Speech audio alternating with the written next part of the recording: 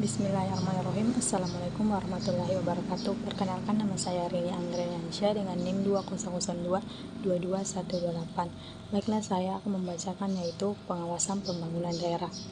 Pengertian pengawasan pembangunan daerah. Pengawasan pembangunan daerah adalah proses memantau dan mengawasi pelaksanaan proyek pembangunan untuk memastikan kepatuhan terhadap peraturan, kualitas, dan tujuan yang ditetapkan. Tujuan pengawasan pembangunan daerah. Tujuan pengawasan pembangunan daerah adalah mencegah penyelewengan dana, memastikan proyek berjalan sesuai dengan rencana, minimalisir risiko kesalahan, serta meningkatkan efisiensi dan kualitas pembangunan. Bentuk-bentuk pengawasan pembangunan daerah. Yang pertama, pengawasan administratif meliputi proses pemeriksaan administrasi, keuangan, dan perizinan proyek. Kedua, pengawasan teknis mencakup pemeriksaan terhadap perencanaan, perancangan, dan pelaksanaan proyek. Yang ketiga, pengawasan sosial melibatkan partisipasi masyarakat dalam memantau pelaksanaan proyek dan memberikan umpan balik kepada pihak terkait. Peran dan tanggung jawab pengawas pembangunan daerah. Yang pertama, pengawas pembangunan daerah bertugas memastikan pelaksanaan proyek sesuai dengan peraturan, standar, dan rencana yang telah ditetapkan.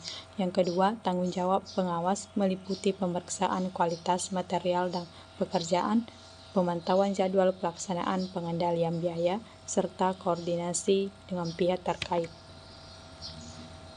Penyusunan program pengawasan pembangunan daerah. Yang pertama, program pengawasan harus mencakup jadwal pemeriksaan berdasarkan tahap proyek dan prioritas risiko yang ada. Yang kedua, programnya harus mempertimbangkan alokasi sumber daya manusia dan anggaran yang diperlukan. Instrumen pengawasan pembangunan daerah. Yang pertama, dokumen kontrak, yaitu digunakan sebagai acuan dalam melakukan pemeriksaan terhadap kontraktor terhadap persyaratan kontrak. Yang kedua, laporan kemajuan proyek, menjadi sumber informasi mengenai perkembangan proyek yang dapat diperiksa dan dibandingkan dengan jadwal yang telah ditetapkan. Yang ketiga, inspeksi fisik melibatkan pemeriksaan langsung terhadap pekerjaan fisik yang sedang dilakukan. Pengendalian kualitas dalam pengawasan pembangunan proyek. Pengawasan pembangunan daerah melibatkan pemeriksaan kualitas bahan, teknik konstruksi, dan pekerjaan yang dilakukan. Penggunaan standar kualitas yang sesuai dengan pengujian terhadap material dan komponen konstruksi sangat penting dalam pengendalian kualitas. Identifikasi dan penanganan risiko dalam pengawasan pembangunan daerah. Risiko yang mungkin terjadi dalam pembangunan daerah meliputi perubahan biaya, keterlambatan jadwal, perubahan lingkungan, konflik kepentingan, dan ketidakpatuhan terhadap peraturan. Identifikasi risiko dilakukan dengan menganalisis aspek-aspek proyek yang rentan terhadap masalah dan mencari solusi untuk mengurangi dampaknya. Penanganan risiko melibatkan pengambilan tindakan pencegahan, perencanaan respons yang tepat, dan pemantauan terus-menerus selama pelaksanaan proyek. Komunikasi dan koordinasi dalam pengawasan pembangunan daerah.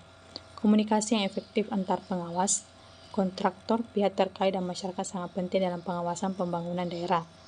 Koordinasi yang baik memastikan semua pihak terlihat memahami peran dan tanggung jawab masing-masing serta saling bekerjasama untuk mencapai tujuan pembangunan yang diinginkan.